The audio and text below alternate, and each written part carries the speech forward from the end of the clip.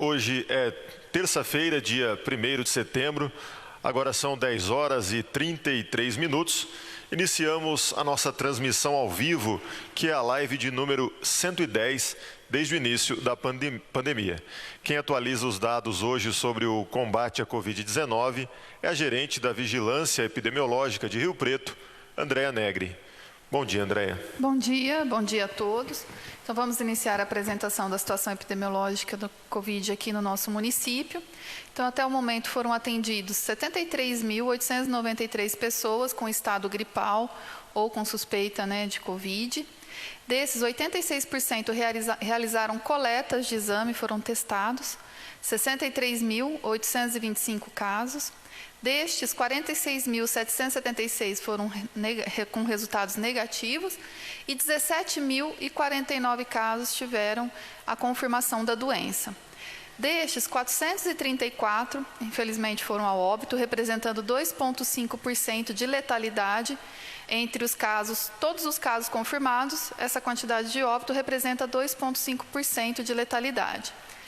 Quero reforçar para vocês que às vezes as pessoas já me perguntaram, os óbitos eles estão contabilizados dentro da síndrome respiratória aguda grave? Sim. Então, daqueles 1.849 da última linha ali, que são os casos graves internados, 434 foram a óbito, certo? Então, está contido nesses casos graves, os óbitos estão contidos nos casos graves. Em relação aos recuperados, nós temos 14.380 casos, representando 84%. Vocês podem ver que esse percentual ele vem aumentando ao longo do tempo. Vocês podem lembrar que 1 mês, 2 meses atrás, nós falávamos em 40%, 50%. O que isso quer dizer? Quer dizer que de tudo que já foi confirmado, são pessoas que não estão mais transmitindo. Então, 84% desses 17 mil não são mais considerados potenciais transmissores. Isso é bom, porque apesar de ainda estarmos com um número elevado de casos, a gente está conseguindo ter mais casos recuperados do que casos infectados aí transmitindo a doença. Em relação aos profissionais de saúde, são 1.865 e, como eu já disse, a síndrome respiratória aguda grave, 1.849 casos já reportados. Nós estamos com um coeficiente de incidência de 3.700 casos para cada 100 mil habitantes. Próximo. Então, da atualização de ontem para hoje, nós tivemos aí novos resultados que saíram, desses 92 casos confirmados e 6 óbitos também da última atualização.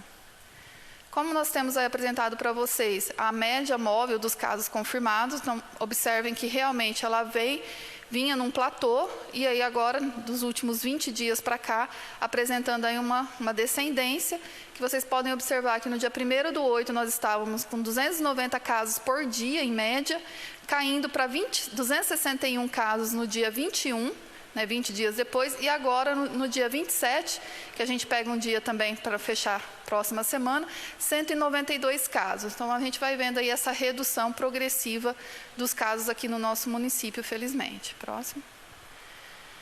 A média móvel também dos casos graves, vocês podem observar que realmente nós tivemos um pico no dia 6, com em média 30 novos casos por dia, de casos graves, reforçando bem isso. E aí agora, recentemente, nós estamos caindo aí para 21 casos em média por dia. Isso vocês podem ver que desde o dia 15 de agosto, então 15 dias atrás. Então, lembra que a gente sempre fala para vocês, a gente sempre precisa avaliar um período de pelo menos 15, 20 dias para falar dessa estabilização e dessa redução dos casos. Então, vocês podem observar que isso vem se mantendo, essa redução nesses últimos dias. A média móvel nos últimos dias de óbitos estão em 5 óbitos em média aí por dia, mantendo aí essa média ao longo do tempo, desde o mês de julho. Embora tenhamos, infelizmente, muitos óbitos, essa média ela vem se mantendo aí diariamente e esperamos que ela reduza conforme forem reduzindo os casos graves internados. Próximo. Em relação à distribuição também dos casos graves internados por sexo e faixa etária e dos óbitos por sexo e faixa etária. Geralmente a gente apresenta esses slides separados para vocês. Hoje nós colocamos eles próximos para mostrar o quê? Em relação aos casos notificados graves de Covid, o sexo feminino, 51% tinham até 59 anos. No entanto, né, dos óbitos que foram relatados, dos 434 óbitos, né, 179 foram do sexo feminino, representando 22% até 59 anos desses 179. Quando a gente avalia o sexo masculino, dos casos reportados, ele representou 56%, né? 5% a mais do que as mulheres. Então, assim, em termos de internação, internam praticamente a mesma quantidade de homens e mulheres com gravidade. Só que quando a gente vai avaliar os óbitos, nessa faixa etária, né, nessa faixa etária que eu estou falando, de até 59 anos, a letalidade nos homens, né, desses casos foi de 32%. Então, ficar bem atento quanto a isso, porque os homens tendem a procurar o serviço um pouco mais tardiamente. E quando eles procuram, já estão com um quadro mais grave. Então, fica esse alerta também para a população aí masculina. O próximo. Esse indicador, no total, como ali a gente detalhou por sexo e faixa etária, aqui eu quis colocar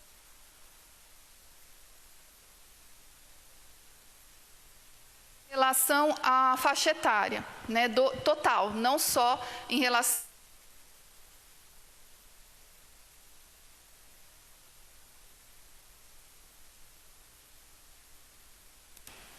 Então, com isso, nós temos o quê? No total, né, na faixa etária de 10 a 19 anos, nós tivemos um óbito e que representa do total de óbitos 9%. Quando nós vamos nessa faixa etária, então nós tivemos 10 casos nessa faixa etária, casos graves, e um foi a óbito, representando em torno de 9,09%. Quando a gente vai para a faixa etária de 20 a 29 anos, nós tivemos 3 óbitos, esses 3 representam 4%, e assim por diante. Olha só, em relação às faixas etárias de idosos, 80 ou mais, nós tivemos em torno de 200 e poucos casos confirmados de coronavírus graves internados, sendo que 50% nessa faixa etária teve desfecho para óbito, infelizmente. Então, vocês veem o risco dessa faixa etária quando ele adoece e precisa de uma internação. Quando a gente fala, né, que o idoso ele tem um risco maior de óbito e de gravidade, está representado aqui, nesse gráfico, desse percentual de letalidade, entre os graves que internam por faixa etária e que depois tem o desfecho de óbito. Então, é bastante preocupante quando a gente fala. Então, acima de 60 anos, nós estamos aí com 27% a 50% de risco de morte nos casos de Covid dos que internam, tá? Não dos casos gerais, mas os que estão internados. E aí, na faixa etária menor que isso, é menor esse percentual, porém ele está presente. Então, é importante que a população fique bastante atenta, né? Embora os jovens, né, tenham uma evolução boa da doença, em geral, alguns até assintomáticos, não apresentam sintoma algum, mas os que apresentarem sintomas, eles ainda acabam tendo esse risco e, né, de uma gravidade maior. Próximo. Aqui o slide que a gente sempre apresenta para vocês de como os casos de Rio Preto estão internados, quantos são. Então, nesse momento, nós temos 356 casos graves internados, desses 131 estão em UTI e 225 em enfermaria, casos de síndrome respiratória aguda grave. Quando a gente vai falar, né, dos que estão internados com Covid confirmados, nós temos aí 217 casos ainda internados, 108 em UTI e 109 em enfermaria.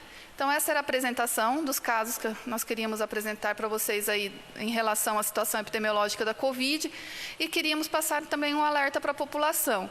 Embora, né, vários serviços estejam funcionando, estamos aí com, né, outros serviços sendo iniciados até, fiquem atentos, procurem o serviço com extrema necessidade. Se não precisa, fique em casa, porque realmente o vírus ainda circula, estamos com número de casos, né? Temos bastante casos, está em descendência, porém, num número grande de casos. Então, assim, é importante que as pessoas fiquem atentas com isso. O vírus continua circulando, ele não foi embora. Então, esse é o recado que nós queremos passar para vocês.